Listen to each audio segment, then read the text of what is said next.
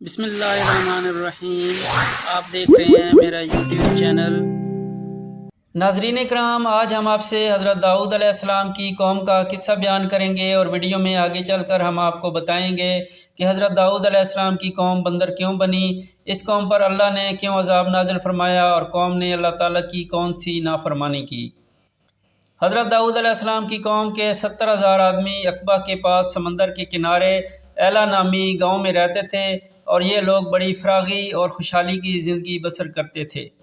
اللہ تعالیٰ نے ان لوگوں کا اس طرح امتحان لیا کہ ہفتہ کے دن مچھلی کا شکار ان لوگوں پر حرام فرما دیا، اور ہفتے کے باقی دنوں میں شکار حلال فرما دیا، مگر اس طرح ان لوگوں کو آزمائش میں مبتلا فرما دیا کہ سنیچر کے دن بے شمار مچھلیاں آتی تھیں اور دوسرے دنوں میں نہیں آتی تھیں۔ لیکن شیطان نے ان لوگوں کو بہلا دیا کہ سمندر سے کچھ نالیاں نکال کر خشکی میں چند حوض بنا لو، اور جب سنیچر کے دن ان نالیوں کے ذریعے مچھلیاں حوض میں آ جائیں گی تو نالیوں کا منہ بند کر دو، اور اس دن شکار نہ کرو بلکہ دوسرے دن آسانی کے ساتھ ان مچھلیوں کو پکڑ لو۔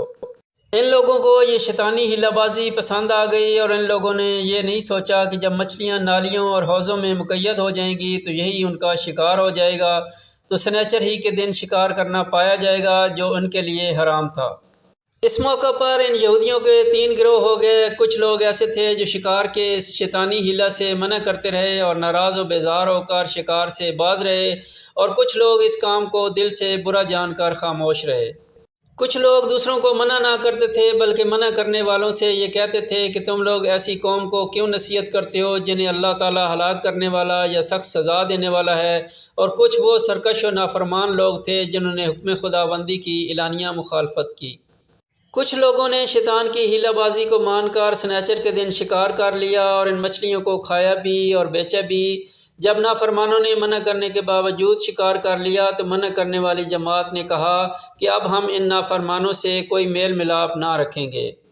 چنانچہ ان لوگوں نے گاؤں کو تقسیم کر کے درمیان میں ایک دیوار بنا لی اور آمد و رفت کا ایک الگ دروازہ بھی بنا لیا۔ حضرت داؤد علیہ السلام نے غضبناک ہو کر شکار کرنے والوں پر لعنت فرما دی۔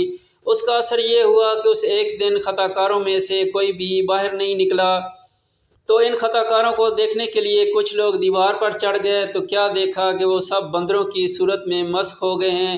اب لوگ ان مجرموں کا دروازہ کھول کر اندر داخل ہوئے تو وہ بندر اپنے رشتہ داروں کو پہچانتے تھے اور ان کے پاس آ کر ان کے کپڑوں کو سونگھتے تھے، اور یہ بندر زاروں قطار روتے تھے، مگر لوگ ان بندر بن جانے والوں کو نہیں پہچانتے تھے۔ ان بندر بن جانے والوں کی تعداد 12,000 تھی۔ یہ سب 3 دن تک زندہ رہے اور اس درمیان میں کچھ بھی کھا پی نہ سکے، بلکہ یوں ہی بھوکے پیاسے سب کے سب ہلاک ہو گئے۔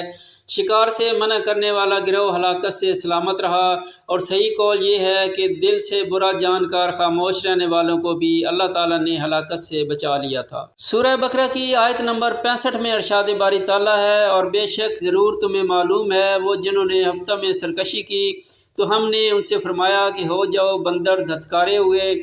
اور مفصل واقعہ سورہ اعراف میں ہے جس کا ترجمہ یہ ہے۔ اور ان سے حال پوچھو اس بستی کا کہ دریا کنارے تھی، جب وہ ہفتے کے بارے میں حد سے بڑھتے، جب ہفتے کے دن ان کی مچھلیاں پانی پر تیرتیں، ان کے سامنے آتیں، اور جو دن ہفتے کا نہ ہوتا نہ آتیں۔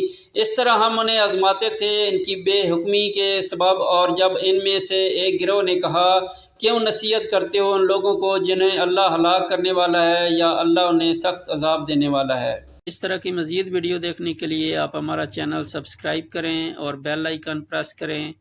Thanks for watching. اللہ حافظ۔